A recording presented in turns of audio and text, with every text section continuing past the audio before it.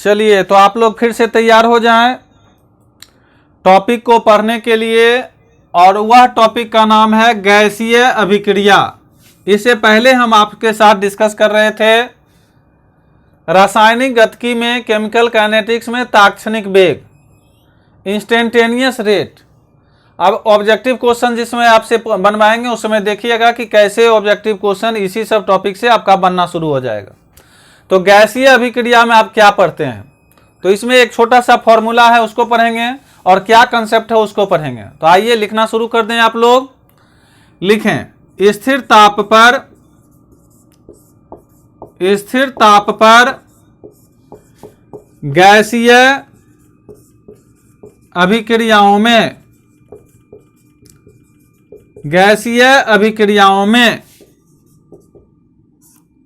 सांद्रण gas के गैसीय अभिक्रियाओं में सांद्रण गैस के आंशिक दाब का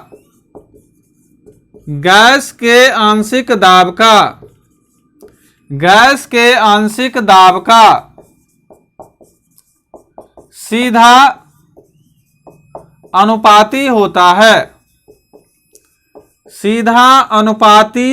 है। क्या लिखे? स्थिर ताप पर गैसीय अभिक्रियाओं में सांद्रण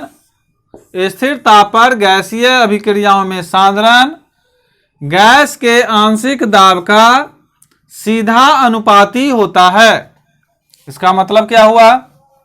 लिखें, अतः इसका मतलब क्या हुआ? अतः अभिक्रिया के वेग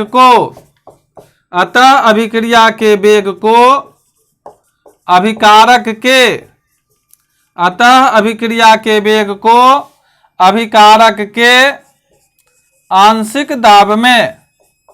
अभिकारक के आंशिक दाब में होने वाले परिवर्तन के रूप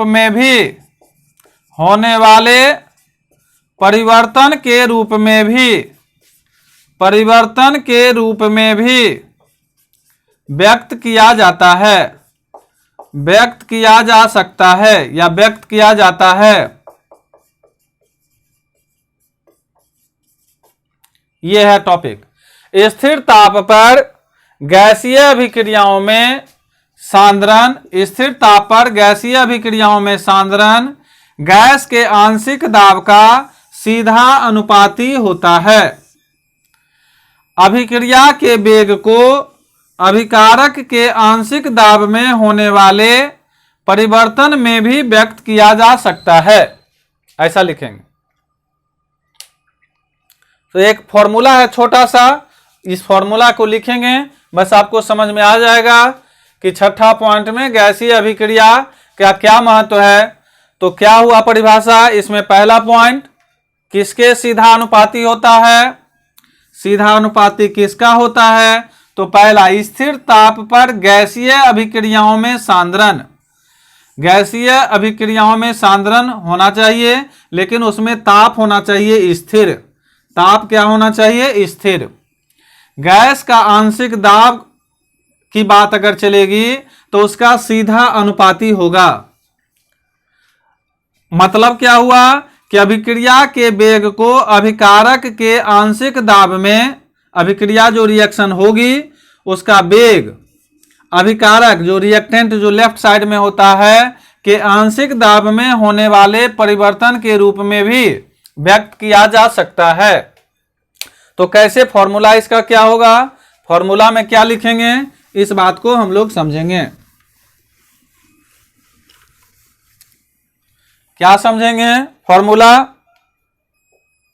फॉर्मूला समझना है कि वेग बराबर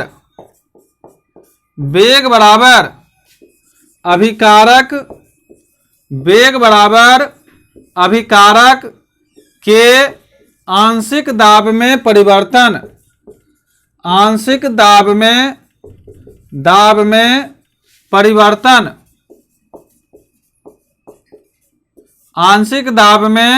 परिवर्तन, समझ गए?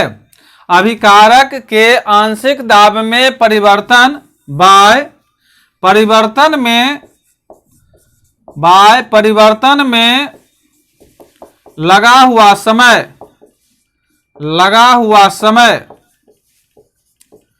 तो हम कल पूछेंगे कि गैसीय अभिक्रिया में आपको वेग से संबंधित फॉर्मूला क्या बताए थे। तो आपको बताना है अभिकारक के आंशिक दाब में परिवर्तन बाय परिवर्तन में लगा हुआ समय।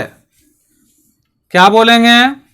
आपको हम पूछेंगे कि गैसीय अभिक्रिया में वेग बराबर क्या बताए थे। तो आपको बताना है अभिकारक के आंशिक दाब में परिवर्तन बाय परिवर्तन में लगा हुआ समय, बाय परिवर्तन में लगा हुआ समय, यह बताना है आपको।